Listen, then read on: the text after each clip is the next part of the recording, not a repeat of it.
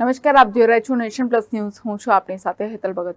વડોદરાના સમા વિસ્તારમાં અયપ્પા મેદાન સામે મકાનને નિશાન બનાવનાર તસ્કર ટોળકી સીસીટીવીમાં કેદ થઈ છે.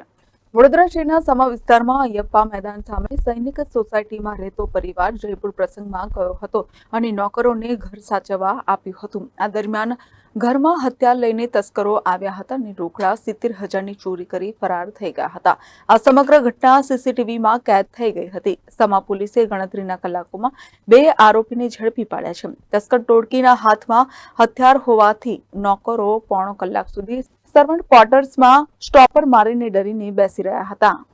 કેમેરામેન નવનીત પરમાણી સાથે Satyam Nevashkar, Nation Plus News, Vadodara. સમાચારોના સતત અપડેટ મેળવવા માટે અમારી નેશન પ્લસ ન્યૂઝની યુટ્યુબ ચેનલને સબસ્ક્રાઇબ કરો, બેલ આઇકન દબાવો અને જોડાયેલા રહો ફેસબુક, ઇન્સ્ટાગ્રામ અને ટ્વિટર પર.